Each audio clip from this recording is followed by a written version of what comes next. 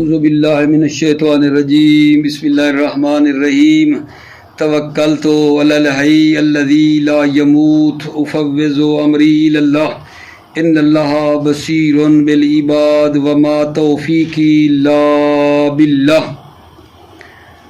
کتاب الوقف وہو تحبیس الاصل و اطلاق المنفعت۔ خدا کے لطف اور کرم کے ساتھ آج ہم اپنے عزیزوں کی خدمت میں کتاب الوقف کو شروع کر رہے ہیں۔ بہت ہی اہم کتاب ہے۔ اس کے اندر جو مسائل ہیں مبتلا بے بھی ہیں، پیش بھی آتے ہیں، تو انشاءاللہ ہم اس کو کوشش کرتے ہیں آپ کی خدمت میں بیان کرنے کی۔ آپ پہلے کی طرح توجہ فرمائیں گے انشاءاللہ۔ کتاب الوقف، وقف کی کیا تعریف ہے؟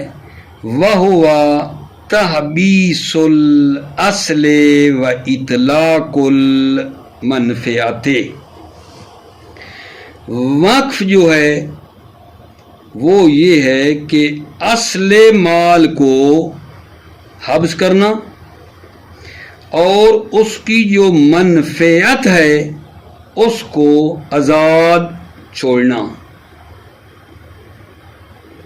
اصل مال کو حبس کرنا اور اس کے منافع کو رہا کر دینا، چھوڑ دینا، آزاد کرنا، یعنی مباح کر دینا اسی مصرف کے لیے، ٹھیک ہے، یعنی مباح کر دینا، جس کے لیے وقف کیا ہے اس کے لیے اس کو منافع، اس کے لیے مباح کرنا۔ اچھا، اس حبس سے کیا مراد ہے؟ کہتے ہیں حبس سے مراد یہ ہے کہ عین مال جس کو وقف کر رہے ہیں وہ اس طرح ہو کہ شرعاً اس کو نقل کرنا جو ہے اس کو جائز نہ ہو۔ حبس سے مراد یہ ہے کہ عین مال کو اس طرح قرار دینا کہ شرعاً جو ہے تصرف ناقلہ کرنا جائز نہ ہو، یعنی جائز نہ ہو کہ اس کو فروخت کر دیں، جائز نہ ہو کہ اس کو آگے بخش دیں یا کیا کریں، مصالحہ کر لیں، یہ جائز نہ ہو، مگر یہ کہ موارد خاص آئیں گے کہ جن میں وقف کا فروخت کرنا جو ہے کوئی حرج نہیں ہے، مستثنا موارد بھی ہیں جو کہ بیان کریں گے۔ کیا کہا ہے؟ وقف کیا ہے؟ تحبیس الاصل و اطلاق المنفعہ، اصل شے کو حبس کر دینا اور اس کی منفعت کو رہا کرنا، آزاد کرنا، ٹھیک ہے، تاکہ وہ مباح ہو جائیں جس کے لیے اس کو وقف کیا ہے، ٹھیک ہے۔ اس حبس سے کیا مراد ہے؟ میں نے عرض کیا ہے عین مال کو اس طرح قرار دے دیں، حبس کا مطلب یہ ہے کہ تصرف ناقلہ کرنا شرعی طور پر جائز نہ ہو۔ تصرف ناقلہ یعنی اس کو فروخت کرنا یا کسی کو بخش دینا یا مصالحہ کرنا، یہ جائز نہ ہو، مگر موارد خاص آئیں گے کتاب المتاجر میں کہ وقف کو بعض موارد میں فروخت کرنے کا اشکال نہیں ہے، ٹھیک ہے۔ مثال کے طور پہ کیا کریں آقا جان؟ کوئی آدمی ایک ایکڑ زمین مسجد کے لیے وقف کر دیتا ہے، تو اس کا کیا مطلب ہے؟ یعنی یہ جو زمین ہے ایک ایکڑ والی، اس کو اس نے، یہ اصل مال ہو گیا، اس کو اس نے حبس کر دیا ہے، اور اس حبس کا مطلب یہ ہے کہ اس میں تصرف नाकेला करना जायज नहीं है। यानी अब इस 1 एकड़ वाली जमीन जो वक्फ हो चुकी है मस्जिद के लिए, इसको बेचना जायज नहीं है, इसको किसी को बख्शना जायज नहीं है, मुसालिया करना जायज नहीं है। ठीक हो गई बात। और इस 1 एकड़ की जो मनफियत होगी वो किस पे लगेगी? मस्जिद के लिए। मस्जिद की जो जरूरियात हैं इसका मुनाफा और मनफियत उस मस्जिद के ऊपर लगेगा। इसको कहते हैं वक्फ। ताबीसुल असले व इतलाकुल मनफिया, ये हो गई वक्फ की तारीफ। फिर यहां अर्ज कर दूं कि वक्फ की 2 किस्में होती हैं अजीजों। एक होता है वक्फ खास और दूसरे का नाम है वक्फ आम। वक्फ खास जो है किसी शख्स को वक्फ करना या चंद मुय्यन अशखास, मुय्यन लोगों को, मुय्यन अशखास को वक्फ करना वक्फ खास कहलाता है। किसी एक शख्स को वक्फ करना या चंद जो मुय्यन है, मसलन औलाद पर वक्फ करना और औलाद की औलाद पर, या मसलन जैद पर वक्फ करना और जैद की औलाद पर, ये वक्फ खास है।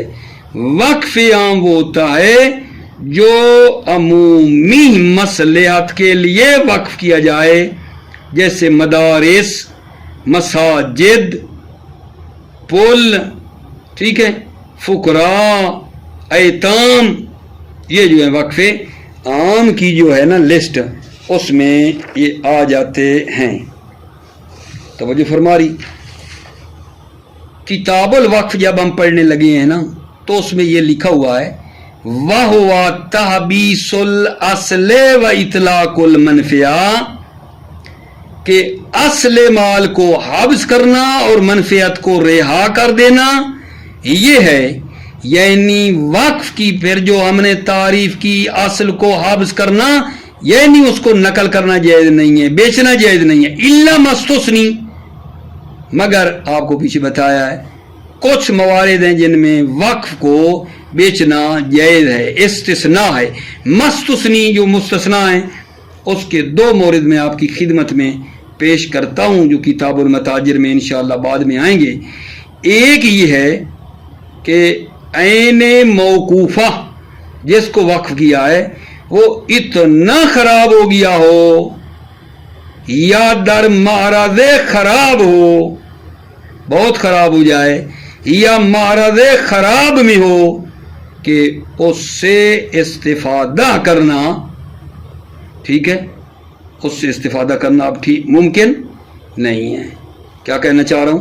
पहला मौरिद जो माल वक्फ किया है, ऐने मौकूफा इतना खराब हो गया है कि अब वो जिसके लिए वक्फ किया था, जिस चीज की खातिर हमने उसको वक्फ किया था, वो इस्तिफादा ही नहीं हो रहा, बहुत खराब हो चुका है।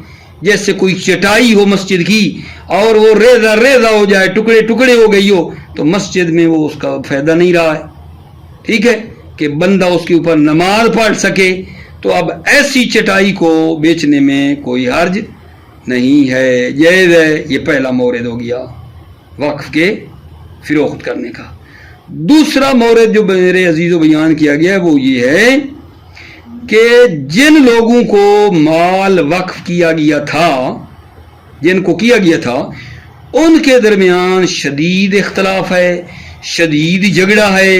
अगर इस वक्फ वाले माल को फिरोख्त न करें तो ये डर है कि माल या कोई जान तलफ हो सकती है, जान तलफ हो सकती है, माल जो है तलफ हो सकता है।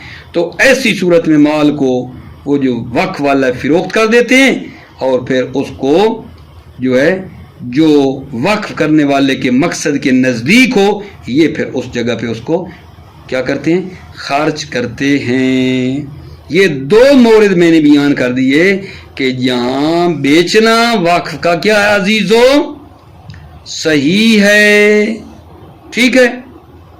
अगली बात सुनो, फरमाते हैं वहाज़ा लैसा तारीफन, तवज्जो है, ये जो वक्फ की मुसन्निफ ने तारीफ की है ना, ہو التحبیس الاصل و اطلاق المنفعت، یہ وقف کی جو تعریف کی ہے شہید ثانی فرماتے ہیں یہ تعریف حقیقی نہیں ہے، جو منطق میں تعریف کرتے ہیں وہ تعریف حقیقی، یہ تعریف حقیقی نہیں ہے، کیونکہ آپ جان چکے ہو منطق میں تعریف حقیقی وہ ہوتی ہے، توجہ، جو مانع اغیار ہو، مانع اغیار ہو، غیر کو نہ آنے دے، ٹھیک، جبکہ یہ جو تعریف کی ہے یہ مانع اغیار نہیں ہے، اس لیے یہ تعریف حقیقی نہیں ہے۔ تعریف حقیقی وہ ہوتی ہے جو مانع اغیار ہو، منطق میں پڑھ چکے ہو، لیکن یہ تعریف جو وقف کی ہے یہ تعریف حقیقی نہیں ہے، کیونکہ یہ تعریف مانع اغیار نہیں ہے، کیونکہ چند دوسری چیزوں کو بھی جیسے سکنا، رقبہ، عمرہ، حبس، جو کتاب العطیہ جو وقف کے بعد ہے اس میں آئے گا، یہ تعریف ان کو بھی شامل ہے، چار چیزیں، سکنا، رقبہ، عمرہ، حبس، کتاب العطیہ میں آئے گی ان کے بارے میں بات، ان چاروں کو یہ تعریف شامل ہے، چاروں کو یہ تعریف وقف کی شامل ہو رہی ہے، لہذا یہ تعریف حقیقی نہیں ہے۔ ٹھیک ہو گئی بات؟ تھوڑی سی اور وضاحت کر لیں، یہ جو چار چیزیں بتائی ہیں ان میں مالک شے کو اپنی ملکیت سے خارج نہیں کرتا، ملکیت سے خارج نہیں کرتا، فقط انتفاع دیتا ہے دوسرے کو۔ تھوڑی تھوڑی ان کی تعریف کروں۔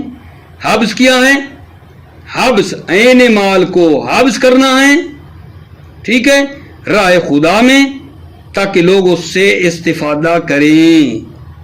کسی شے کو حبس کرنا ہے، فرض کریں گھر ہے، اس کو حبس کرتے ہیں کہ اس سے یتیم بچے استفادہ کریں گے، اس سے فائدہ اٹھائیں گے، لیکن وہ گھر کو اپنی ملکیت سے خارج نہیں کرتا، فقط یہ کرتا ہے کہ اس سے وہ لوگ کیا کریں گے؟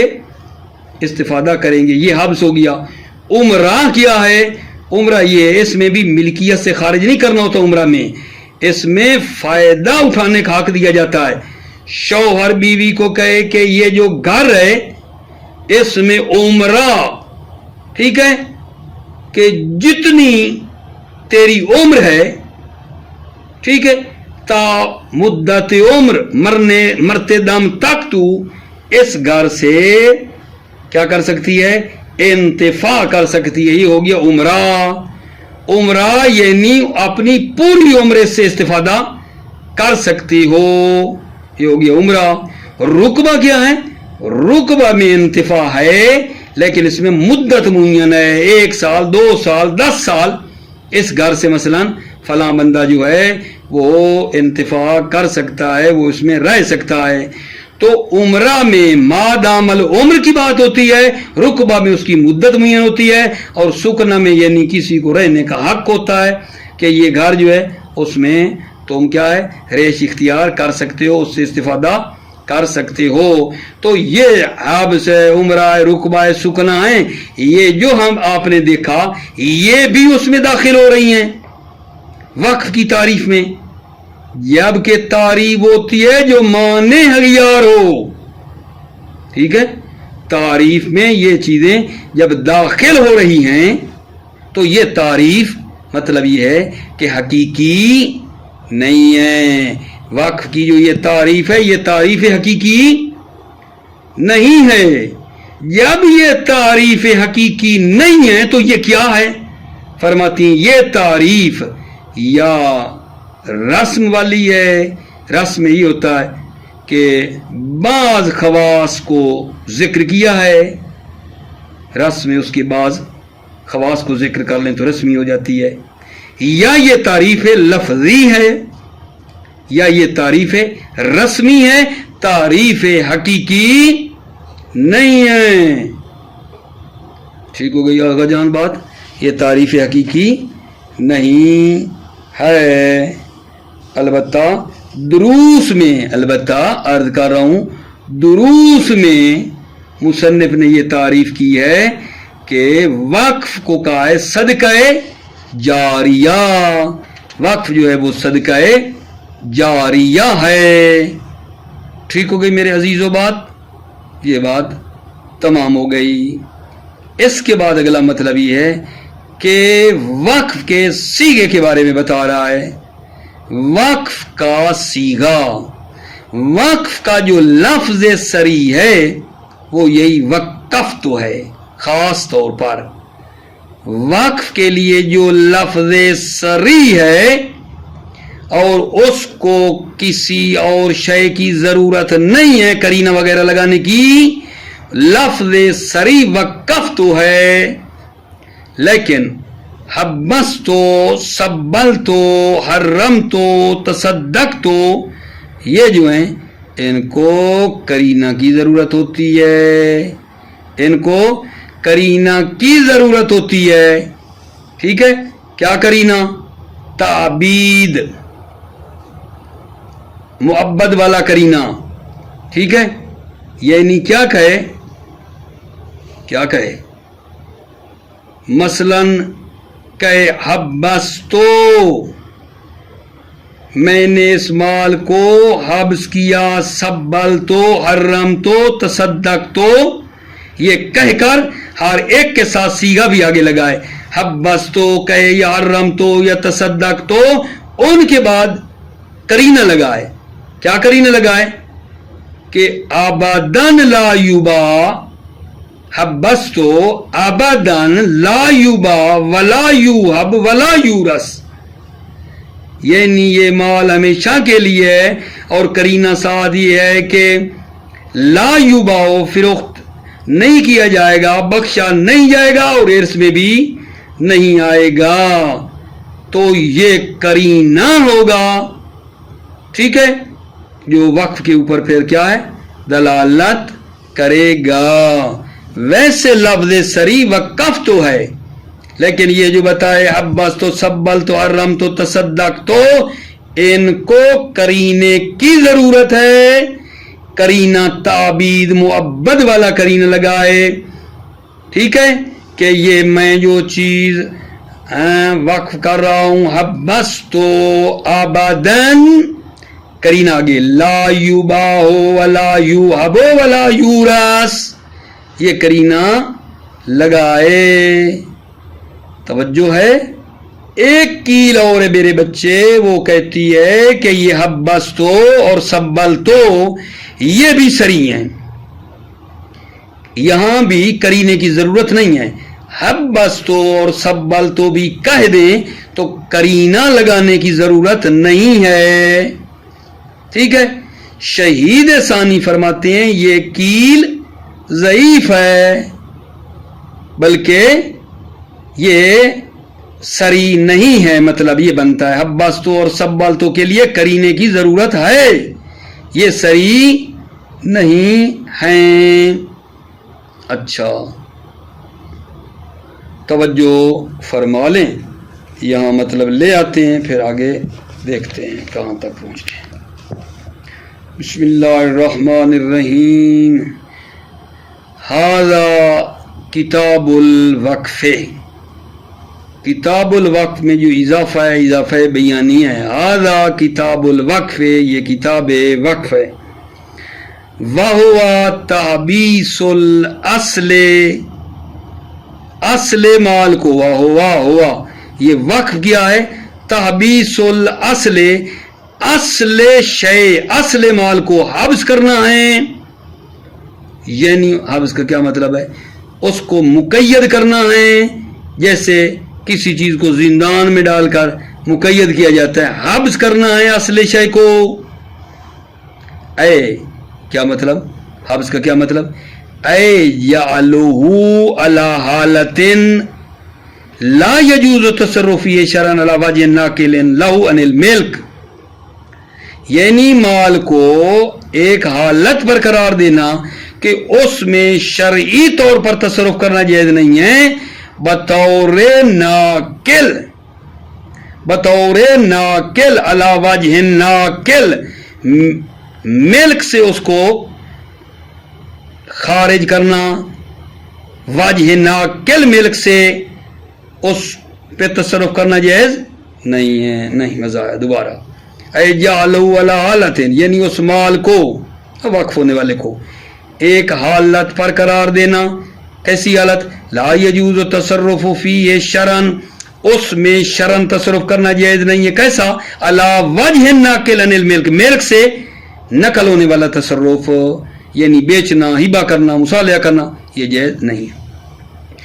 الا مستثنیا، مگر وہ جو استثناء کیا گیا ہے وہ دو مورد میں نے بتائے ہیں، ایک تو یہ ہے کہ مال موقوفہ اتنا خراب ہو جائے کہ وہ جس کی چیز کی خاطر وقف کیا گیا تھا وہ استفادہ نہیں ہو رہا، جیسے چٹائی مسجد کے لیے وقف کی تھی، اب وہ ریزہ ہو گئی ہے، خراب ہو گئی ہے، تو اس کو بیچ سکتے ہیں۔ یا دوسرا مورد ہے مال موقوفہ، جن کو وقف کیا گیا تھا وہ لوگ لڑ رہے ہیں، جان مال کا خطرہ ہے، بیچ سکتے ہیں۔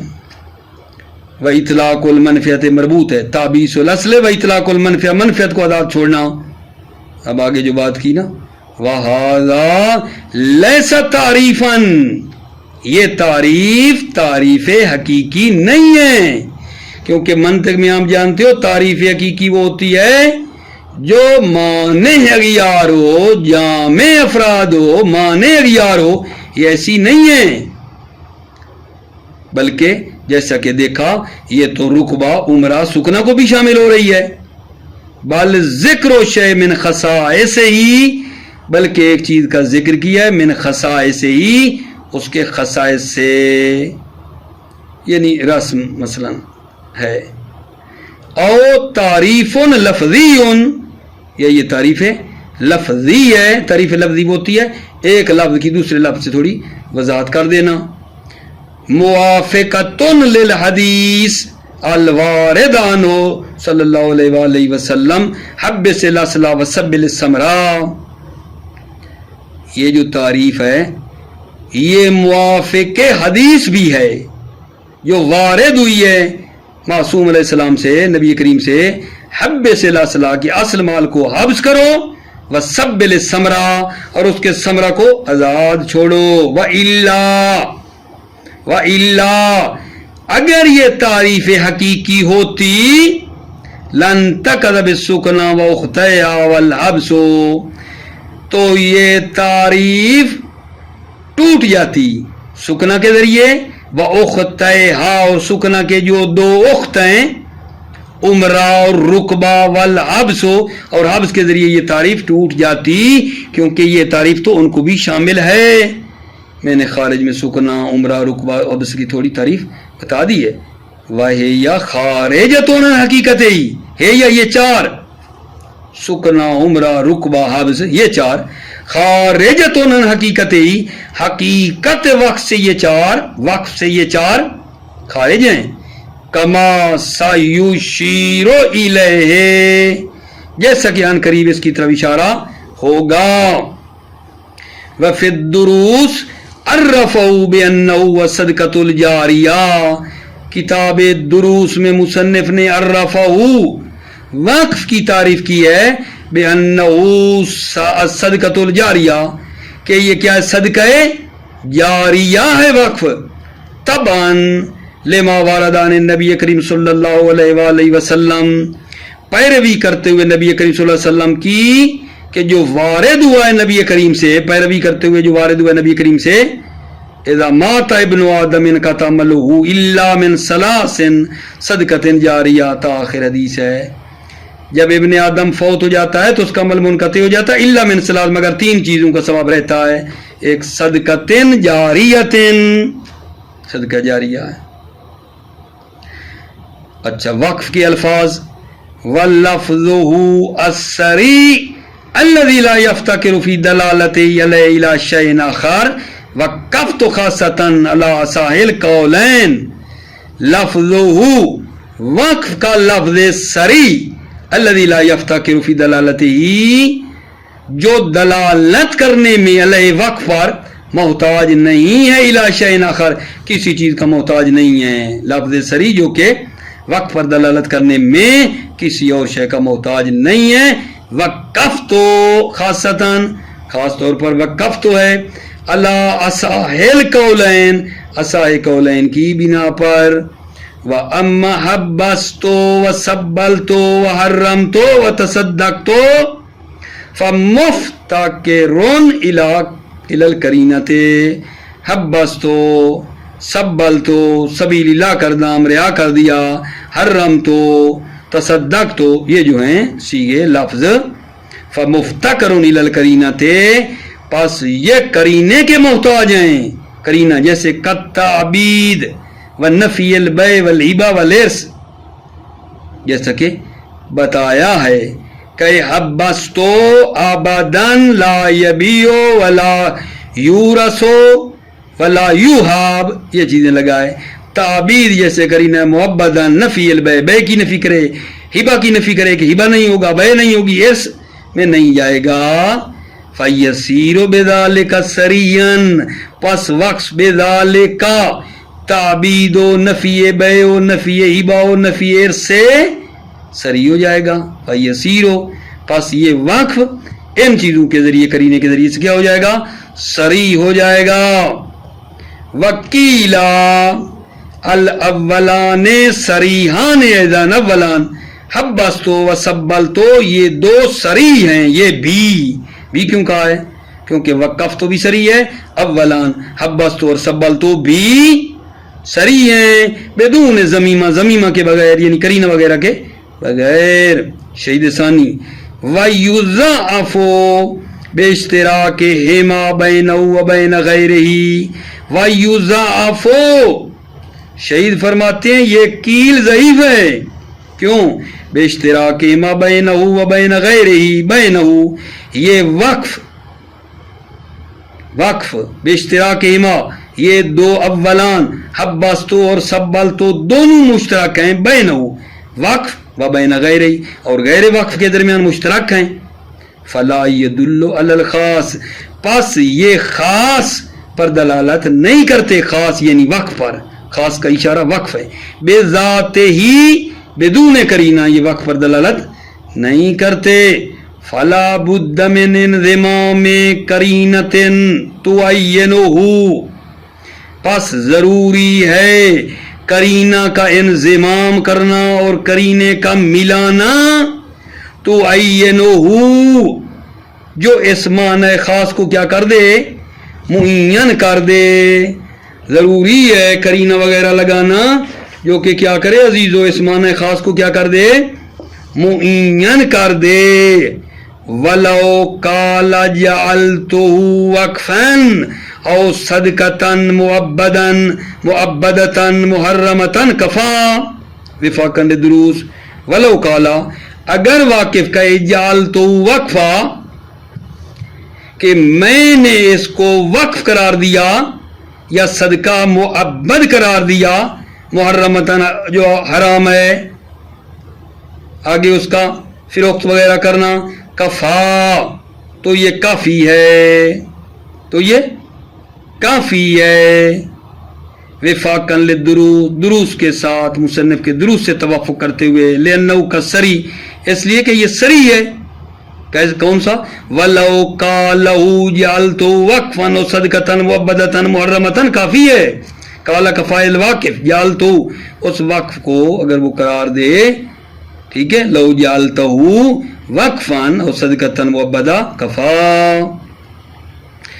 ولو نول وقفا فیما یفتقر الی القرینۃ وقبتن ودین بنیت لو ادعا او ادعا غیرہ. توجہ، اگر وہ آدمی وقف کی نیت کرے کس کے ذریعے؟ فیما یفتقر الی القرینہ، فیما اس لفظ میں جس لفظ میں قرینہ کی ضرورت ہے، اس لفظ کے ذریعے اگر وہ وقف کی نیت کرے. ولو نول وقفہ فیما یفتقر الی القرینہ، اگر آدمی اس لفظ کے ذریعے وقف کی نیت کرے جو لفظ کرینے کا محتاج ہے کیا ہوگا؟ واقع باطنن، باطنن وہ واقع ہو جائے گا وقف. وَدُّيِّنَا بِنِيَّتِ، اس کی نیت پر عمل ہوگا. لو ادا ہو، اگر وہ کہے میں نے وقف کی نیت کی تھی، ادا ہو، اگر وقف کا ادا کرے تو وقف ہو جائے گا. او ادا غیرہ، یا وہ ادا کرے غیر وقف کا تو پھر وہ غیر وقف والی بات اس کی مانی جائے گی، کیونکہ یہ اس سے مربوط ہے، نیت اس نے کون سی کی ہوئی ہے. ٹھیک ہو گئی بات؟ اب توجہ فرمائیں.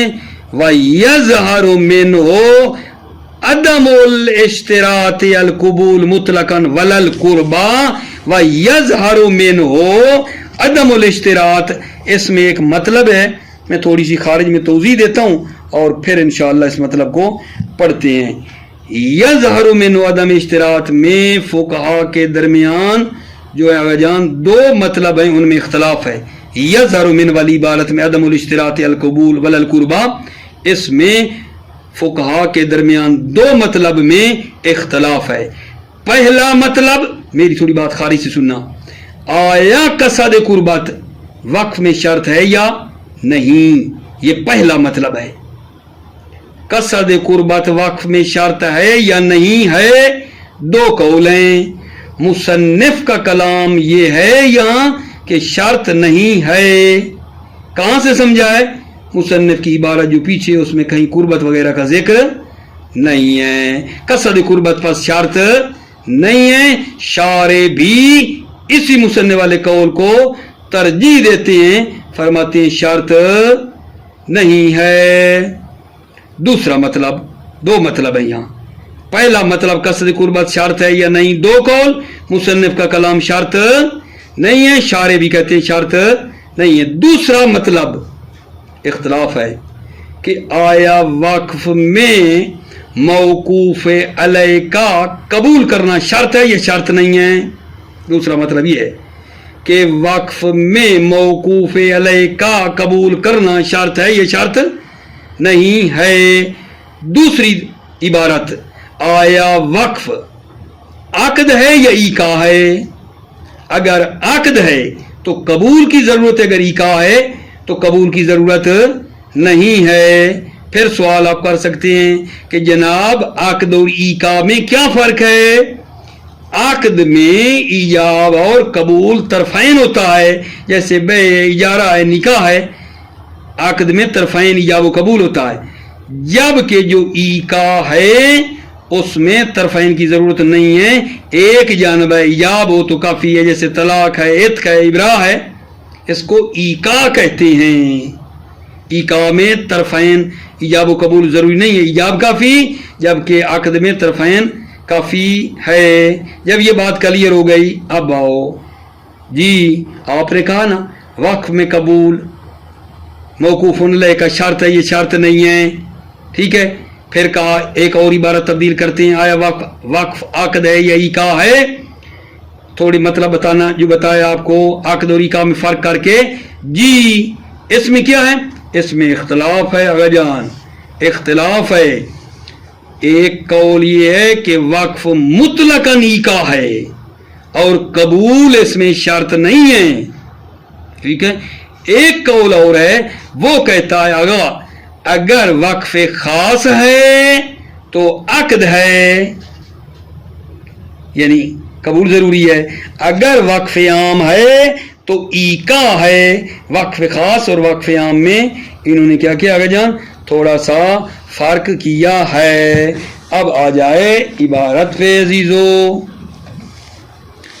جی بسم اللہ الرحمن الرحیم. وَيَظْهَرُ مِنْهُ وَدَمُ اشتراط القبول مطلقاً. یظہر منہ کلام مصنف سے ظاہر ہوتا ہے عدم و اشتراط القبول، قبول شرط نہیں ہے مطلقاً، وقف عام ہو یا وقف خاص ہو. ولل قربا، اور قربت بھی شرط نہیں ہے. وَأَمَّا الثَّانِي، ثانی یعنی جو قربت ہے، شہید ثانی قربت میں کیا فرما رہے ہیں؟ فَهُوَ أَصَحُّ الْوَجْهَيْنِ، یہ قربت کا شرط نہ ہونا، یہ ہے وجہین ہے، کیوں؟ لعدم دلیل صالح علی اشتراطیا، کیونکہ دلیل جو صلاحیت رکھتی ہے علی اشتراطیا قربت کی شرط پر، وہ دلیل لعدم دلیل نہیں ہے جو صلاحیت رکھتی ہو اشتراط قربت پر.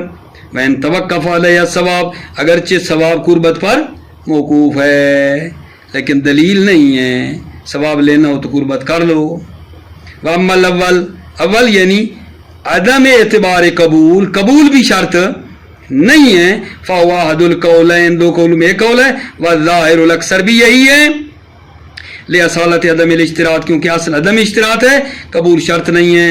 دوسری دلیل وَلِأَنَّهُ إِزَالَةُ مِلْكٍ، یہ وقف ملکیت کو اپنی کو زائل کرنا ہوتا ہے. فَيَكْفِي فِي الْإِجَاب، فی اس وقف میں ایجاب کافی ہے. کالعتق، عتق کی طرح، جیسے عتق جو ہے وہ ایقا ہے، پس یہ جو اول قول قائرہ قبول شرط نہیں ہے، تو بالفاظ دیگر یہ قائرہ ہے وقف ایقا ہے. وکیلا، یہ کیل کہنا چاہتی ہے قبول شرط ہے، یعنی یہ کیل وقف کو عقد کی طرف لے جا رہی ہے. کیلا یشترطو، قبول شرط ہے. ان کان الوقف علی من یمکن فی حق کی قبول، اگر وقف علی من اس کے لیے جس کے حق میں قبول کرنا ممکن ہے، اور وہ کون ہوتا ہے؟ وہی زید کو میں نے یہ گھر وقف کیا اور اس کی اولاد کو یہ وقف خاص ہے، یعنی وقف خاص ہو تو قبول شرط ہے. قبول شرط ہے. ان کان الوقف علی من یمکن فی حق کی قبول، جس کے حق میں قبول کرنا ممکن ہے. وہ اجود، اور وہ اجود ہے یہ بات قبول کرنا. وَبِذَالِكَ دَخَلَ فِي بَابِ الْعُقُودِ، بَذَالِكَ، پس اس سے یہ جو بات کی کہ قبول شرط ہے، یہ وقف داخل ہو رہا ہے باب عقود میں. ایک بات، اور اس کیل کی اگلی دلیل لِأَنَّ إِدْخَالَ الشَّيْءِ فِي مِلْكِ الْغَيْرِ يَتَوَقَّفُ عَلَى رِضَاهُ، ایک چیز کا غیر کی ملکیت میں داخل کرنا یتوقف علی رضا، غیر کی رضا پر موقوف ہے. ایک مال جو دوسرے کو دینا چاہتے ہیں اور دوسرا راضی نہ ہو تو کیسے اس کی ملکیت میں جائے گا؟ ادخال الشیء فی ملک الغیر، ایک چیز کو غیر کی ملکیت میں داخل کرنا یتوقف علی رضا ہو، یہ موقوف ہے علی رضا الغیر، غیر کی رضا پہ. اگلی بات والے شک فی تمام سبب بدون ہی، شک ہے تمام سبب میں بدون ہی، قبول کے بغیر سبب کے تمام ہونے میں شک ہے کہ یہ سبب ہے انتقال کا یا نہیں ہے. فَيَسْتَصْحَبُ، پس استصحاب جاری کریں گے کس کا؟ عدم انتقال، عدم انتقال کا، کہ یہ شے واقف کی ملکیت سے منتقل ہو کے موقوف علیہ کی ملکیت میں نہیں گئی. فیستصحب، استصحاب عدم انتقال ملکیت ہوگا واقف کی ملکیت سے، کہ یہ اب بھی مالک کی واقف کی ملکیت ہے، نکلی نہیں ہے.